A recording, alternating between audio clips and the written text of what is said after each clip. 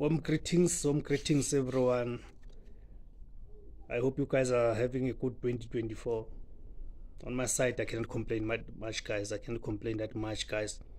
All right, guys. On this video, we're going to be dealing with the Chapter 9 of the Basic Conditions of Employment Act.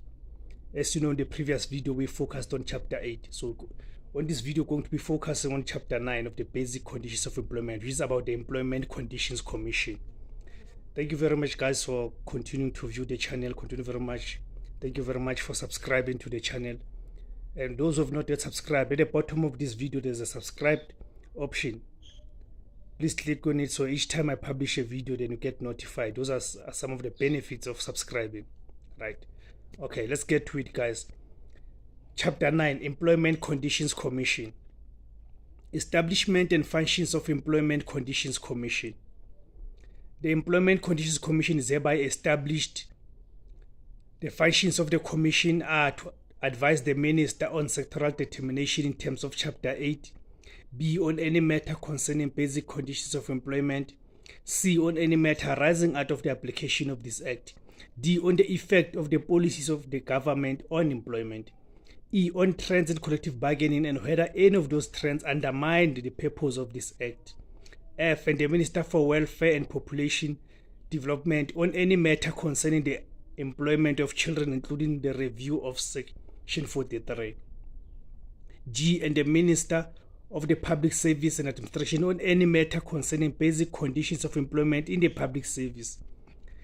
The Commission may draw up rules for the conduct of its meetings and public hearings. 4. Subject to the laws governing the public service, the Minister must provide the Commission with the staff that the Minister considers necessary for the performance of its functions. 5. The Minister must direct the Director General to undertake research that is required to enable the Commission to perform its functions. 6. The expenses of the Commission are to be met by money appropriated by Parliament for that purpose and which is subject to audit by the Auditor General referred to in Section 188 of the Constitution. Composition of Commission. The Minister must, after consultation of NEDLAC, appoint as members of the Commission 3 persons who are knowledgeable about the labor market and conditions of employment, including the conditions of employment of vulnerable and unorganized workers, and designate one of them as the chairperson. The Minister must, in addition, appoint 2 members to the Commission, one of whom must be nominated by the voting members of NEDLAC representing organized labor, B, one of whom must be nominated by the voting members of NEDLAC representing organized business. 3. The chairperson and members of the Commission must be citizens of permanent residents of the Republic. B, must act impartially when performing any function of the Commission. D, must recuse themselves from advising the Minister on any matter in respect of which they have a direct financial interest or any other conflict of interest. 4. The Minister must determine the term of office of the chairperson and members of the Commission, which may not be more than 3 years. B, with the concurrence of the Minister of Finance, the remuneration and allowance to be paid to members of the Commission, and C, any other conditions of appointment not provided for in this section.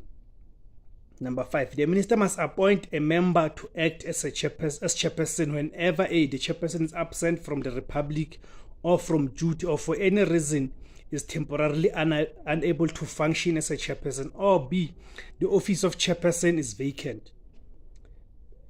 Number 6, a person whose period of office as the chairperson or a member of the Commission has expired is eligible for reappointment. 7. The chairperson or a member of the Commission may resign in writing.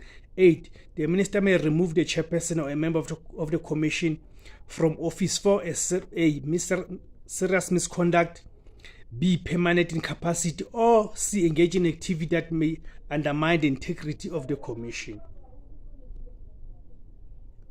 Public hearings. The Commission may hold public hearings at which it may permit members of the public to make oral representations on any matter that the Commission is considering in terms of Section 59 subsection 2.